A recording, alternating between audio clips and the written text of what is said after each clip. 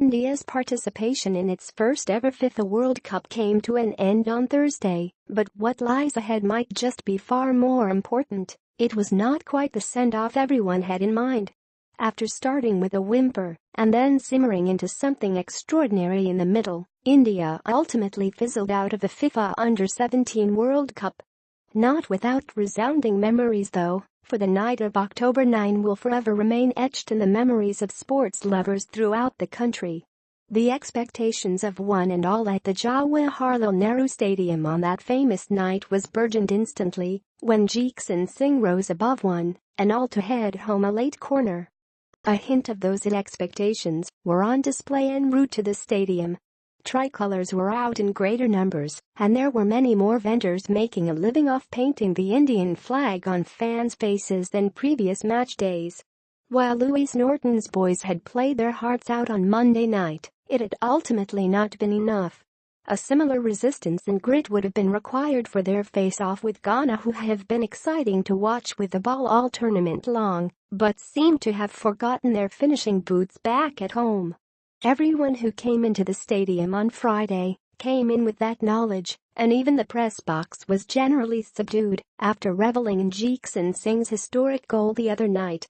The evening built up gently with a Group B encounter between Mali and New Zealand to start things off. The stadium wore an empty look for the majority of this encounter, but gradually the throngs of supporters started streaming in. By the time the hosts were ready to take the field, the arena had grown a familiar look to that of Monday. The national anthems were sung with abundant fervor, and that seemed to have fired up the Indians when play kicked off. For much of the first half, the boys in blue dealt with the threat of the mighty Africans.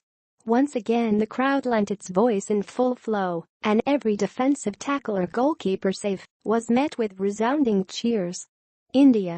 Unfortunately for India, on this night Ghana ultimately showed up when it most mattered.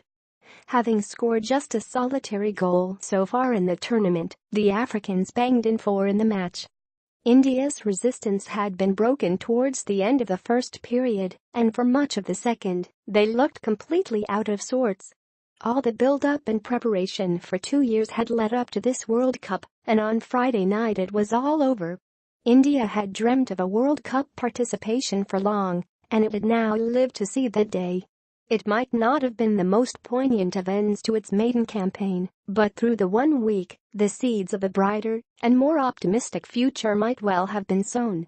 The team still got a standing ovation despite the margin on the scoreboard, and it was well deserved. Perhaps Thursday's result will be a stark reminder of how far Indian football still needs to go. The official attendance for the night read a massive 52,614. There is no denying that the hosts have been back to the core throughout the tournament. There has been no shortage of support. India. The question, though, which needs to be asked, is where do we go from here? Much attention and support has been rallied behind the team for the prestigious competition in the last 2 years or so. The governing bodies, fans and the media have all come together to back the boys in blue in their maiden quest. No youth generation has indeed received such attention in Indian football ever, and as such they should be perhaps valued as such.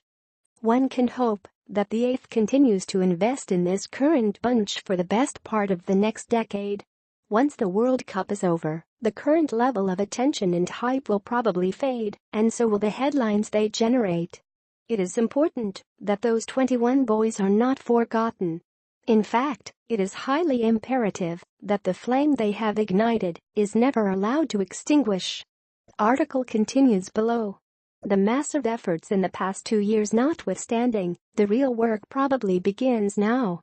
If there needs to be a lasting legacy of the Under-17 World Cup in the country, it should be that of the start of a football revolution. It is time we bridge the gaps with world-class teams, and the progress of the class of 2017 should probably remain the benchmark of our football development in the coming years.